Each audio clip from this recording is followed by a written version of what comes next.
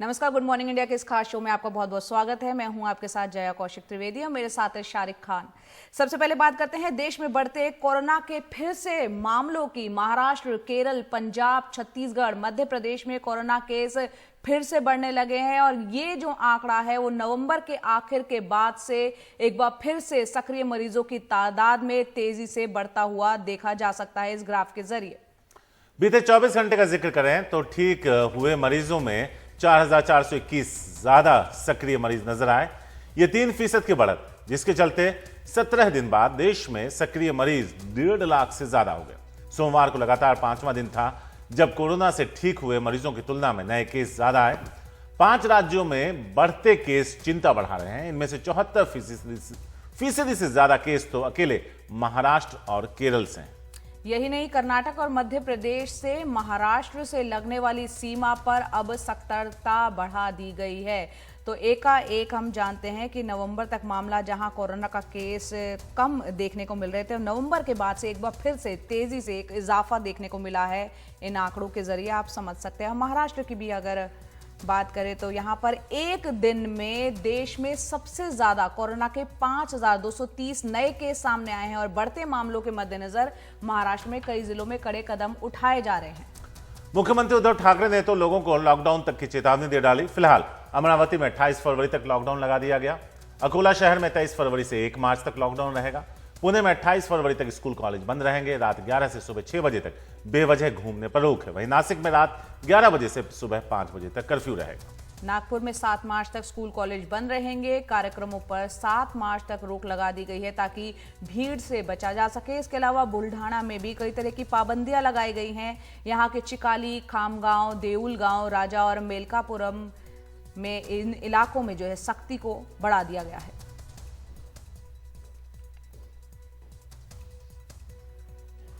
महाराष्ट्र और केरल में कोरोना के मामले में उछाल आया है, जिसे देखते हुए कर्नाटक की इन राज्यों से लगने वाली सीमा सील कर दी गई और बगैर निगेटिव आरटीपीसीआर टेस्ट रिपोर्ट के कर्नाटक सीमा में आने की इजाजत नहीं दी जा रही।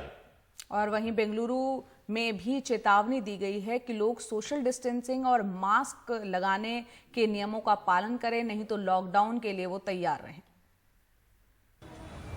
पुलिस और महानगर पालिका के मार्शल्स लोगों को समझा कर परेशान हैं कि वो मास्क पहने और सोशल डिस्टेंसिंग का पालन करें, लेकिन सुनने को कोई तैयार नहीं। कोरोना के रोकथाम के लिए सरकार की कोशिशें अपनी जगह है, लेकिन लोगों की बेरुखी अपनी जगह। सिर्फ बेंगलुरु में ही नहीं, बल्कि राज्य के किसी भी इलाके में जाए, वहाँ के बाजार में कुछ ऐसे ही हालात आपको देखने को मिलेंगे जैसे कोरोना पूरी तरह से खत्म हो गया हो। मास्क चलने से बस आ जाता है गर्मी को, वो सांस से ज़्यादा खेलती नहीं, जल्दी को मास्क करके बातचीत करना है। सोशल डिस्टेंसिंग इधर नहीं कर सकते क्योंकि जगह बहुत छोटा है, इसलिए सोशल डिस्टेंसिंग नहीं कर सकते हम लोग इधर, और जाने का आने का भी रास्ता भी बहुत छोटा है, उस कारण से इधर सोशल डिस्टेंसिंग नहीं होता है करने के लिए। महाराष्ट्र और केरल की कर्नाटक से जुड़ने वाली सीमा सील कर दी गई है क्योंकि इन राज्यों में कोरोना के मामले बढ़ रहे हैं। चूंकि बाहर से आने वाले लोग सबसे ज्यादा बेंगलुरु, मैसूर और मैंगलोर का रुख करते हैं, ऐसे में एक बार फिर राज्य सरकार ने सख्ती बरतने का फैसला किया है क्योंकि राज्य में पिछले 2 महीनों से हालात काबू में हैं और औसतन 500 के आसपास ही मामले सामने आ रहे हैं। कई लोग कोताही बरत रहे हैं, उन्हें समझ लेना चाहिए कि ऐसे में आने वाले वक्त में उन्हें परेशानियों का सामना करना पड़ेगा। हम इन्फोर्समेंट बढ़ाने जा रहे हैं और सख्ती भी बरतने जा रहे हैं। केरल और महाराष्ट्र से आने वालों के लिए ज्यादा से ज्यादा 3 दिन पुराना आरटीपीसीआर नेगेटिव रिपोर्ट अनिवार्य है। वहीं यूरोप से कर्नाटक आने वालों के लिए अपने खर्च पर मॉलिक्यूलर टेस्ट जरूरी किया गया है। साथ ही अफ्रीकी देशों के यात्रियों के लिए भी आरटीपीसीआर टेस्ट करवाना जरूरी है। बेंगलुरु से कैमरामैन गोविंद मूर्ति के साथ निहाल किदवई, एनडीटीवी इंडिया। पिछले हफ्ते शुक्रवार को योग गुरु रामदेव ने दावा किया कि उन्होंने कोरोना के इलाज के लिए दुनिया की पहली दवा बना ली है। इसको लेकर काफी ज्यादा विवाद हो गया और नौबत यहां तक आ गई कि विश्व स्वास्थ्य संगठन को दावों का खंडन करना पड़ा।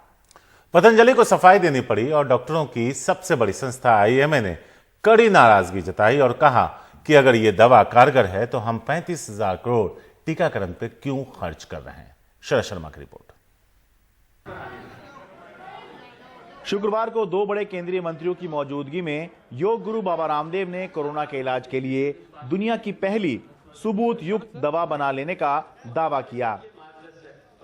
लेकिन बाबा रामदेव के करीबी और भारत स्वाभिमान ट्रस्ट के केंद्रीय संगठन प्रभारी राकेश मित्तल ने ट्वीट कर दावा किया कि पतंजलि की दवा को विश्व स्वास्थ्य संगठन ने मान्यता दे दी है। उन्होंने ट्वीट किया, पतंजलि ने आयुर्वेद को लेकर रचा इतिहास। कोरोनिल को विश्व स्वास्थ्य संगठन ने पहली सबूत आधारित कोरोना दवाई के रूप में मान्यता दी।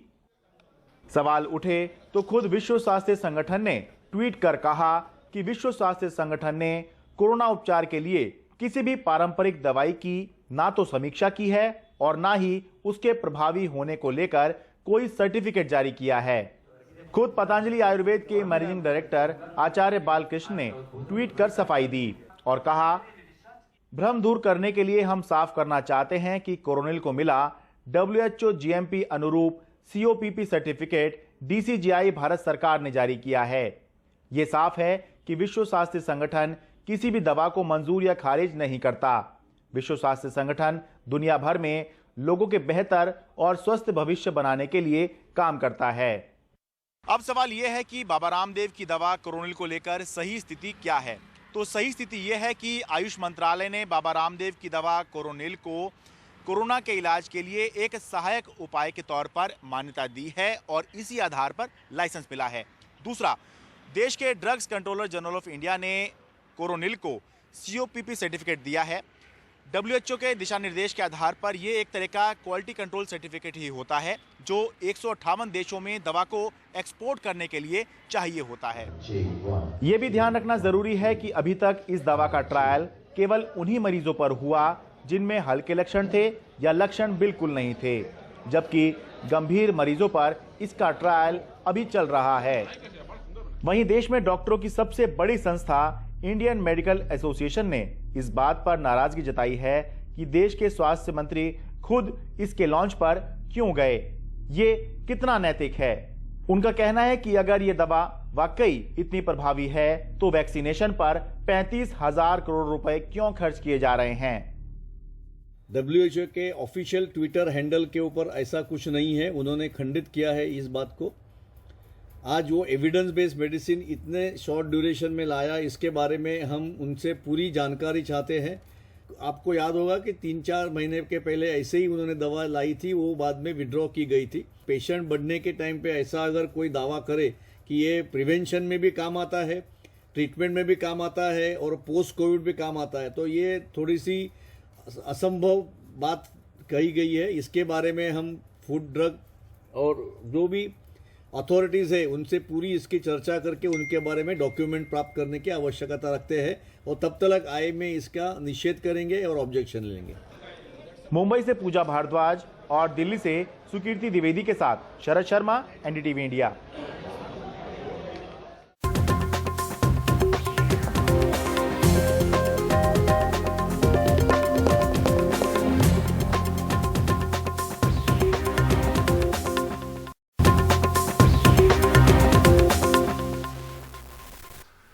टोलकट मामले में दिशा रवि को कोर्ट ने कल एक दिन की पुलिस रिमांड पर भेज दिया। पुलिस ने दिशा रवि को दूसरे आरोपियों शांतनु और निकिता के साथ बैठाकर पूछताछ की। और वहीं टूलकिट मामले में गिरफ्तार पर्यावरण एक्टिविस्ट दिशा रवि की जमानत के विरोध में दिल्ली पुलिस ने कहा कि ये महज टूलकिट नहीं था बल्कि भारत को बदनाम करने की साजिश थी।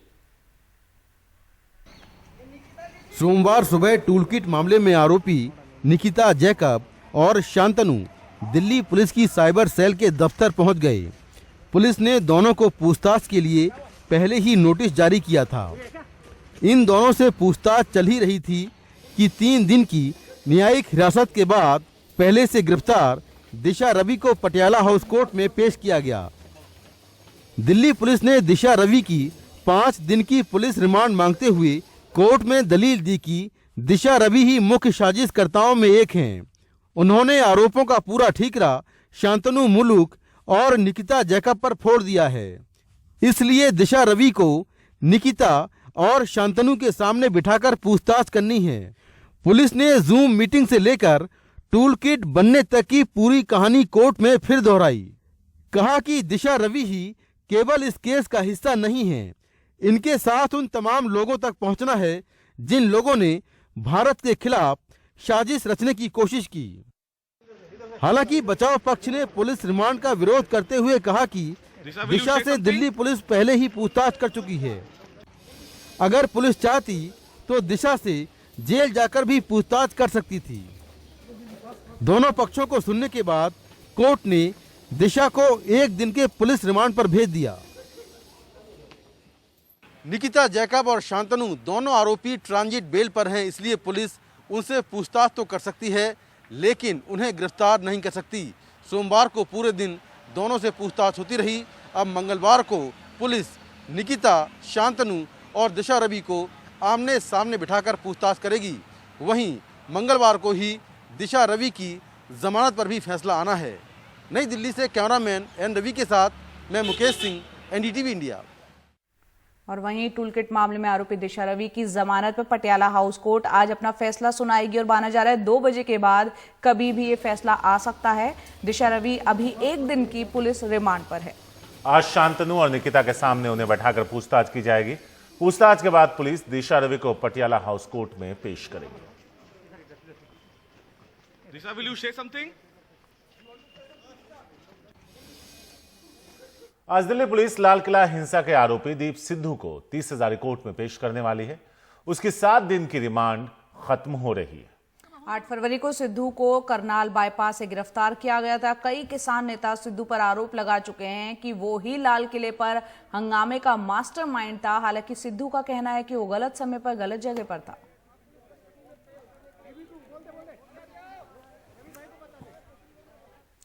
पश्चिमी उत्तर प्रदेश के मुजफ्फरनगर जिले के सोरम गांव में आरएलडी और बीजेपी के कार्यकर्ताओं के बीच भिड़ंत हो गई। बताया जा रहा है कि बीजेपी नेता और केंद्रीय मंत्री संजीव बालियान एक किसान की 13वीं में गए थे, जहां आरएलडी कार्यकर्ता भी पहुंच गए और नारेबाजी करने लगे। इस घटना के कुछ देर बाद आरएलडी समर्थकों की नारेबाजी पर बीजेपी कार्यकर्ता उनसे भिड़ गए। दोनों गुटों के बीच मारपीट हो गई। बाद में किसान थाने के बाहर जमा हो गए और केस दर्ज करने की मांग करने लगे। आरएलडी नेता जयंत चौधरी ने कुछ तस्वीरें ट्वीट की जिसमें कुछ लोग घायल नजर आ रहे हैं। जयंत ने लिखा, किसान के पक्ष में बात नहीं होती तो कम से कम व्यवहार तो अच्छा रखो, किसान की इज्जत तो करो।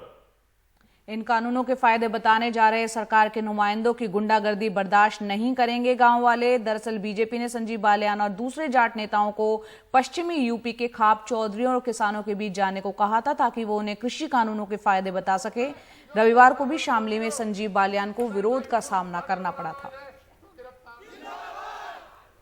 सोरम गांव में राजवीर सिंह की 13वीं थी। रस्म पगड़ी पे मैं वहाँ मौजूद था और बड़े दुख की बात है कि राष्ट्रीय लोकदल के कार्यकर्ता रस्म पगड़ी में एक परिवार जिसमें किसी की मौत हुई है उसके दरवाजे पे पहुंचे, बदतमीजी शुरू कर दी, नारे लगाना शुरू कर दिया।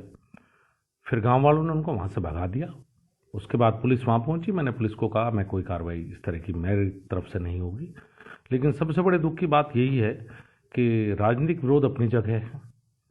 चुनाव मेरे सामने लोकदल लड़ा है, उनका आगे भी भविष्य में स्वागत है कि वे चुनाव लड़े। दुख की बात यही है कि क्या 13वीं और इस तरह के शादी ब्याह और 13वीं, क्या उन्हें हम राजनीति से अलग रख सकते हैं?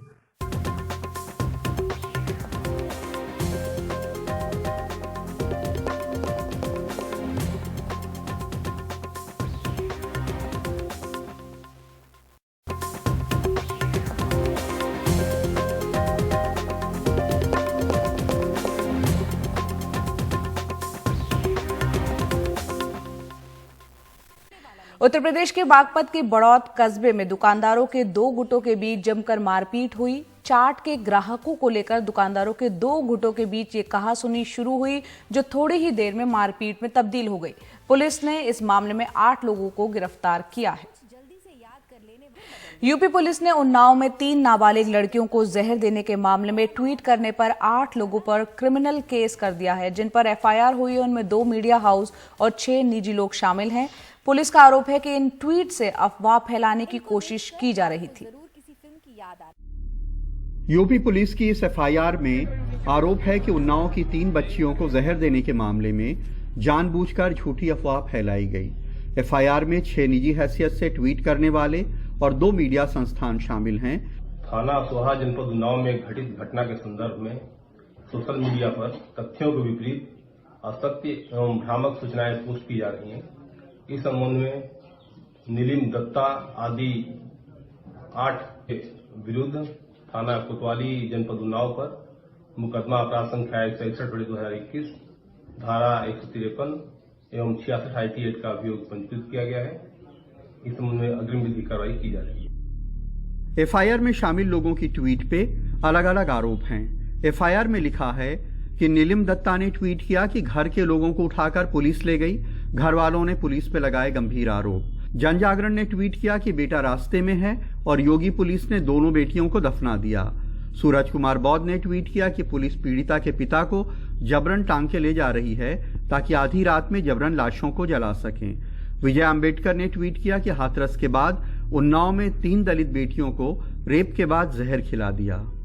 ये पहला मामला नहीं है। अभी पिछले महीने ही कांग्रेस के MP Shashi Tharoor, the wire के एडिटर सिद्धार्थ वरदराजन, पत्रकार राजदीप सरदेसाई, मृणाल पांडे समेत तमाम लोगों के ऊपर यूपी पुलिस ने मुकदमे किए हैं इन आरोपों में कि उन्होंने 26 जनवरी को हुए किसान आंदोलन को लेकर के मिस इन्फॉर्मेशन फैलाने वाले ट्वीट्स किए। लखनऊ में कैमरामैन राजेश गुप्ता के साथ कमाल Khan, NDTV India. NDTV India में गुड मॉर्निंग इंडिया के दौरान हमने 2 घंटे में आपको कई सारी खबरें दिखाई। अब हम चाहते हैं कि आप NDTV इंडिया के YouTube चैनल पर जाइए। जो 5 खबरें हम दिखाने जा रहे हैं उस पोल में हिस्सा लीजिए और हमें बताइए कौन सी खबर है जिसे आप दिन भर NDTV इंडिया पर विस्तार से देखना चाहते हैं। तो पहली खबर, टूल किट मामला, दिशा रवि को बेल या जेल, फैसला आज। और दूसरी खबर है उत्तर प्रदेश से, जहां यूपी बजट में योगी सरकार ने अयोध्या के लिए खोल दिया है पूरा पिटारा। नंबर 3 पर प्रियंका गांधी का मिशन यूपी, महीने भर में 4थी किसान पंचायत। और चौथी खबर है पश्चिम बंगाल से, जहां ममता बनर्जी के भतीजे अभिषेक बनर्जी की पत्नी से आज CBI की होगी पूछताछ। और आखिर में देश में फिर लौट रहा है कोरोना, 4 राज्यों ने बढ़ाई टेंशन। ये तमाम खबरें हमने आपको दिखाई है और उम्मीद करते हैं हर खबर के हर पहलू से आप वाकिफ हुए होंगे। फिलहाल हमारे साथ इतना ही। नमस्कार।